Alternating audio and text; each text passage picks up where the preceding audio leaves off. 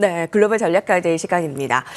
이제 화학 업종도 4분기를 맞이하고 있습니다. 하반기에 조금은 암울하다라는 전망이 있는데 왜 그렇고, 하지만 이제 미국의 비컷 단행 이후에 조금의 돌파구는 어떤지, 또 롯데정밀화학을 중심으로 한 그 종목들의 전략까지 함께 세워보는 시간 갖도록 하고요.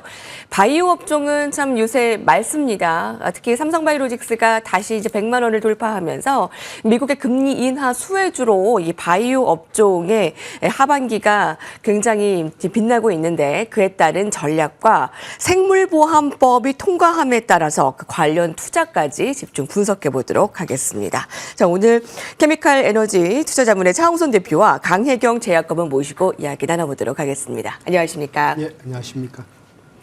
네, 이제 3분기도 마무리가 되어 가고 있습니다. 화학업체들의 주가가 잘 쉽지 않은데요. 중국발 공급 과잉 우려가 지속되고 있는 상황에서 산업계 관련 업종, 특히 이제 화학업종이 미국 FMC의 금리 인하 비컷 단행 이후에 어떠한 영향을 미칠 것으로 예상하는지 좀 전망해 주신다면요.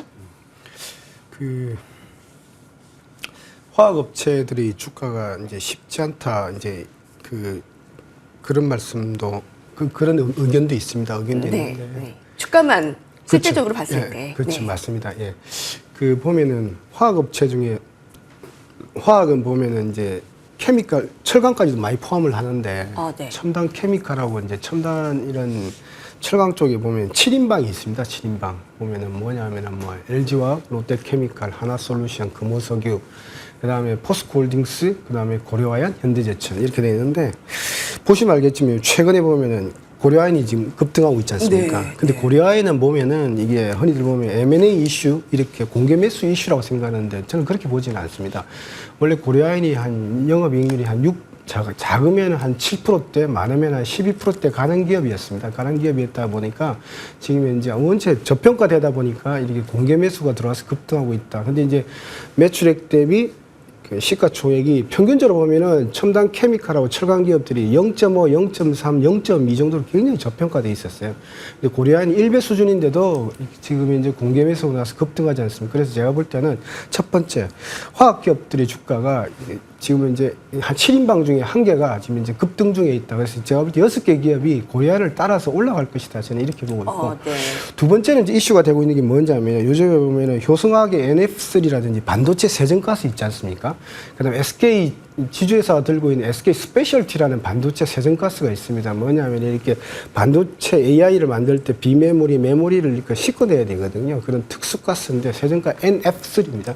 그 가격이 뭐냐면 매출액 대비 7배 내지 매출액 대비 6배 정도 이제 거래되고 있거든요. 그래서 보면은 첨단 케미칼을 중심으로 화학 기업들의 주가가 예를 들면 급반등, 급등하고 있는 그런 기업들도 있더라. 그래서 좀 낮아 있는 기업들도 있고, 근데 하나하나 이렇게 스탁 피킹 하듯이 체리 피킹 하듯이 올라가고 있더라. 이렇게 말씀드리고.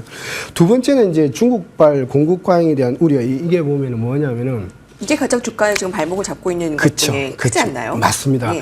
그래서 보면은, 근데 이제 흔히들 보면 롯데케미칼 기준으로 보면 2023년에 보면은 작년에 보면 매출액이 20조 원을 합니다. 20조 원을 하는데 이렇게 20조 원이 되는데 10조 원이 이렇게 NCG 크래커예요. NCG 크래커는 뭐냐면 대한유화마랑 공장이 전 세계 한 200개가 있거든요. 그런 분야를 우리나라가 많이 지었던 거예요. 한 12개 공장이 있는데, 요 분야는 중국의 영향을 지금 받고 있습니다. 받고 있는데, 중요한 거는 보면은, 요게 받고 있고, 첨단 케미칼은 중국의 영향을 거의 안 받는다 보시면 될 것 같습니다. 그래서 경기의 영향을 받고 있고, 두 번째 고부가로 가고 있다. 이렇게 보시면 될 것 같고요. 첨단으로 가고 있다. 그래서 중국발 공급 과잉도 제가 볼 때는 이런 겁니다.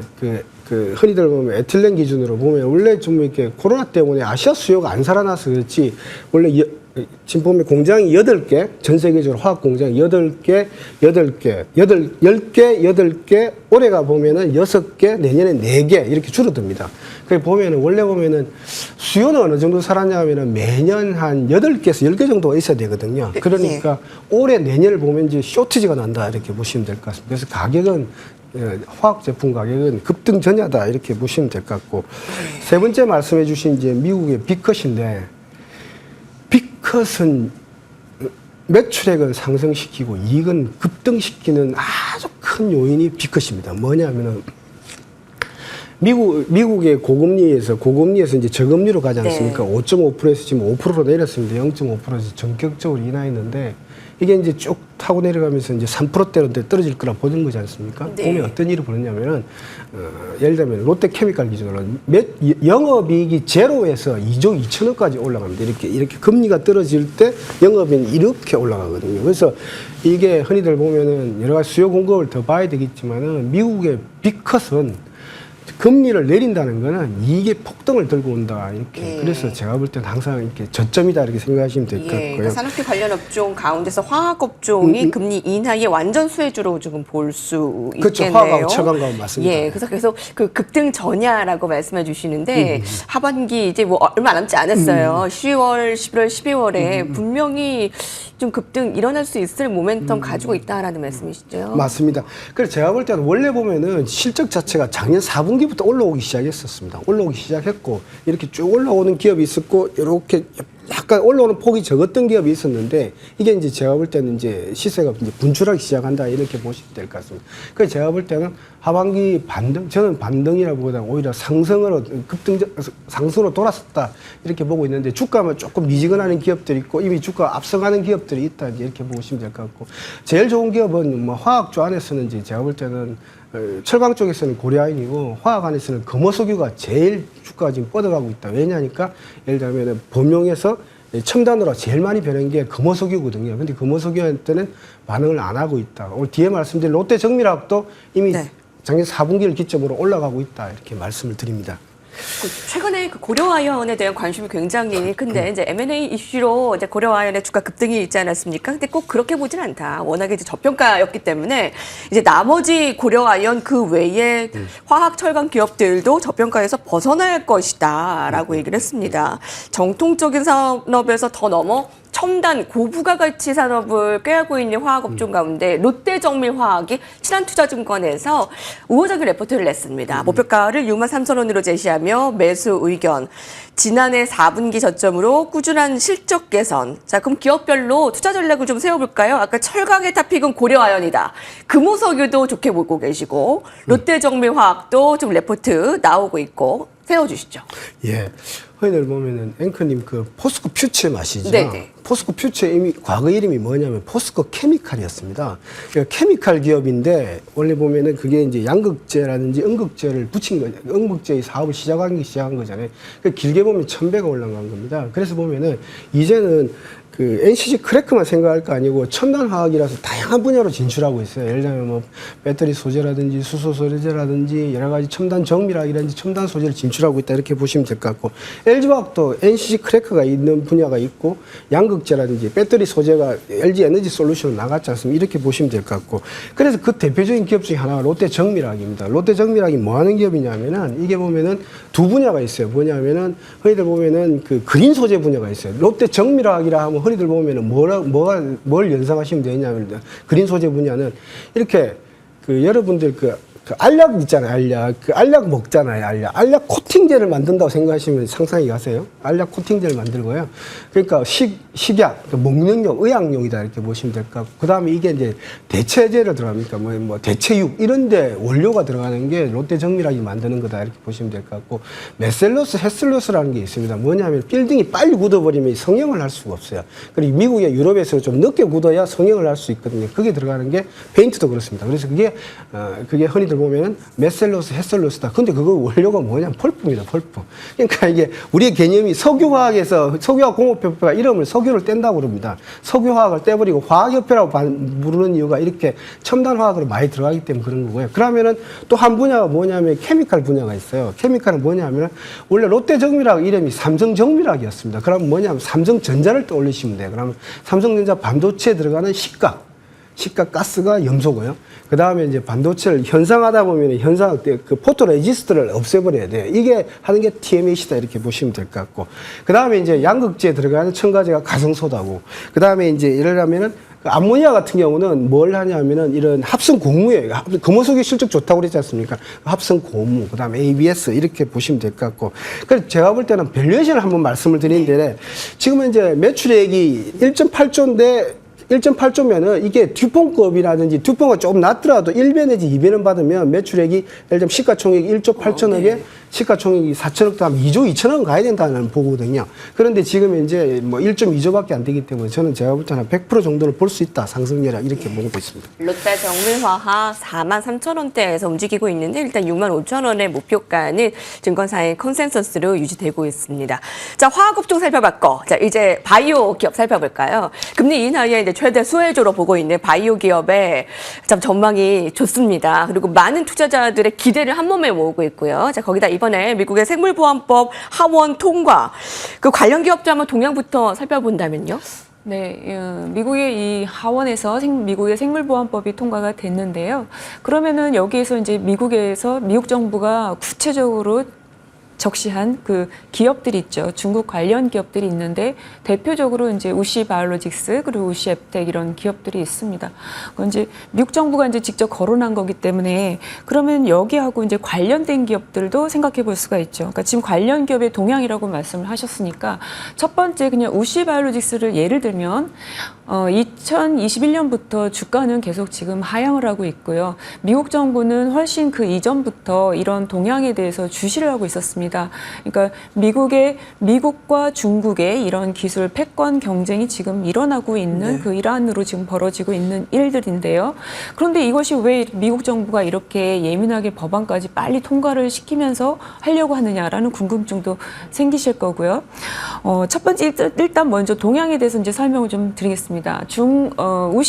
우시 바이오로직스의 예를 들면은 매출액이 지금 이렇게 급감할 것 같지만 제가 예상하기로는 그렇게 급감할 거라고 보진 않습니다. 단기적으로는. 왜냐하면 일단 이 법안이 지금 당장 통과돼서 이게 워킹되는 게 아니기 때문에 네.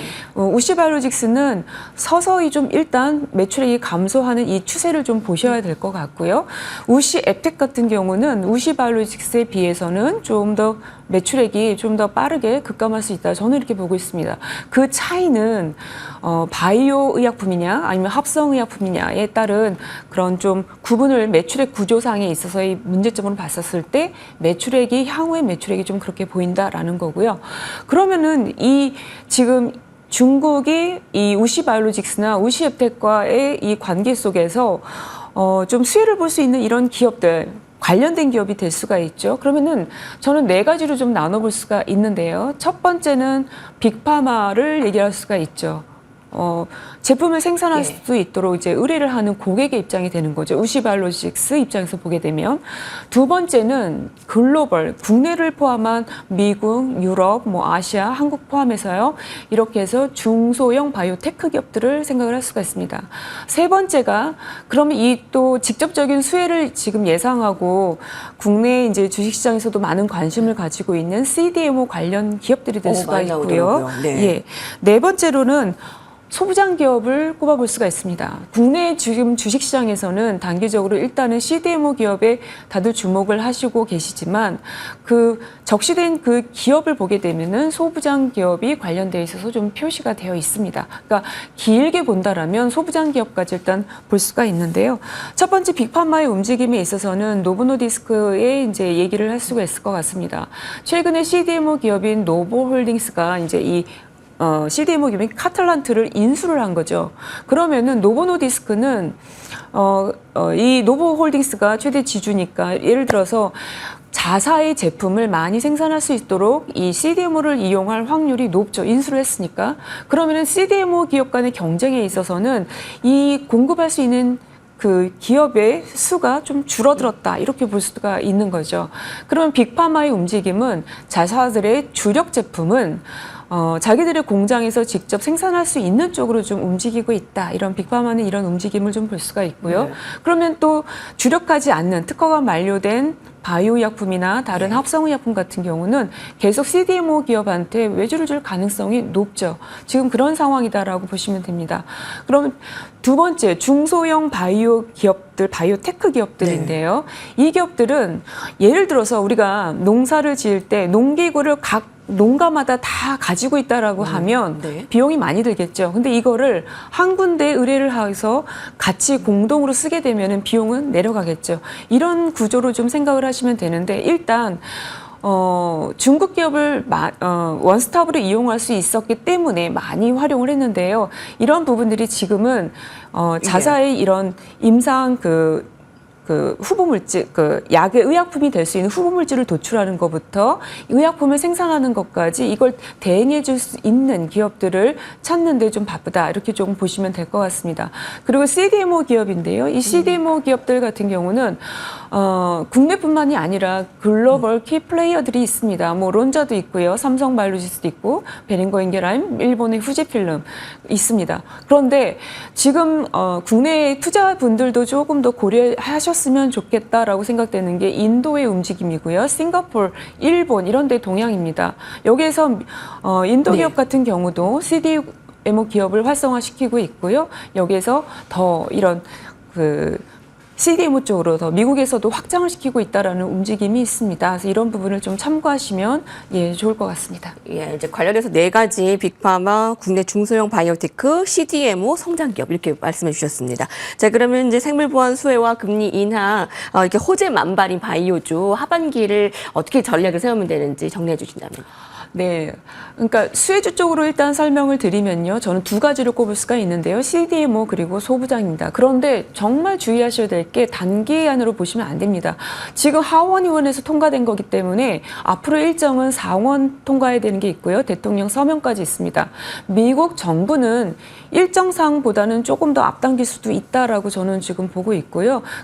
일단 이 법의 유예 기간이 2032년 1월입니다. 그러니까 우시 바이오로직스는 조금 시간이 지금 뭐 당장 매출액이 급감하지는 않을 거다라고 본다라고 좀 말씀을 드렸는데요. 그것처럼 소부장까지 볼 수는 있지만 글로벌로 확대해서 좀 보시고요. 기간은 지금 단기가 아니라 중장기, 그다음에 미국의 법안이 어떻게 지금 결정되고 이게 작동되는지 이 시점을 확인하면서 투자에 유의하는 게 좋겠다. 지금 이렇게 보고 있습니다. 네, 어디서도 들을 수 없는 좋은 구체적인 사항까지 들었습니다. 케미칼 에너지 투자자문의 차홍선 대표와 강혜경 시장顧問모시고 함께했습니다. 감사합니다.